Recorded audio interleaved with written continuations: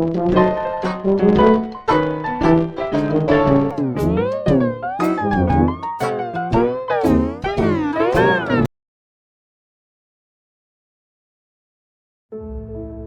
ordinary basketball night in California turned into one of the most disturbing disappearances in American history. On a cold February night in 1978, 5 close friends set out to watch a game and then drive back home. To everyone who knew them, it was supposed to be an ordinary evening. The plan was simple. They had a tournament the next morning, and there was no reason for any of them to vanish. But as the hours passed, that ordinary night gave way to snow-covered mountain roads, an abandoned car, and questions that have never been answered. This is the strange disappearance of the Yuba County Five.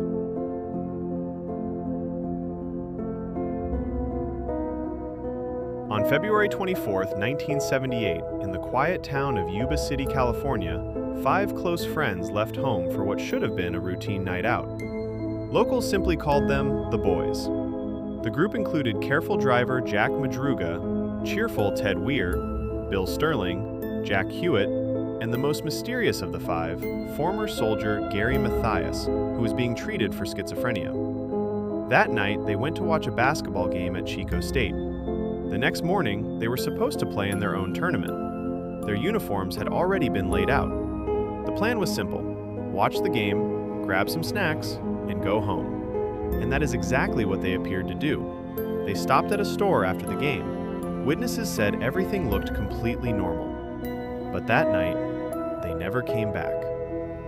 Instead of taking the safe, familiar road home, the group turned off course for reasons no one has ever been able to explain.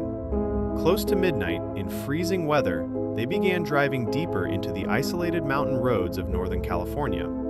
The road led toward Plumas National Forest. It was dark. It was freezing. The road was rough. Everything about it said they should have turned back, but they didn't. Jack Madruga somehow managed to drive that low passenger car deep into the mountains. And then, one of the darkest parts of this case began. When the car was later found, it was still operational. There was still fuel inside. In other words, there was no obvious reason they had to leave it behind. And yet, they did. They abandoned the car and walked into the freezing darkness. Why? Were they running from something? Were they being led somewhere? Or were they somehow drawn onto a road they never would have chosen on their own? Months later, as the snow finally began to melt, the car was found. Then, miles away from it, searchers came across an abandoned Forest Service trailer. That was where the real horror began. Inside, Ted Weir was found dead, lying in a bed, wrapped in 8 sheets. It was clear he had not died on the first night. He had survived for weeks, possibly even months. By then, he had lost a terrifying amount of weight. But what makes this case so unsettling is not simply how Ted died. It is how he appears to have tried to stay alive. Because inside that trailer, there were things that could have helped him survive. There was food. There were blankets. There was shelter. And nearby, there were other usable resources. But most of them were barely touched. It was as if the person inside was not only fighting hunger and cold, but something else. As if something in the darkness outside had made silence feel safer than survival. And then there was one more detail. Some of the opened food cans inside appeared to have been opened with military precision. That pointed to one person in particular, Gary Mathias, the only member of the group with military training. And if Gary really had been there, why hadn't he been able to save his friend? Later, the remains of the other men were found scattered across different parts of the wilderness. But Gary Mathias was never found. That same night, a stranded witness in the area claimed he saw distant lights, a pickup truck, and human figures in the dark. He said he called out for help, but no one came.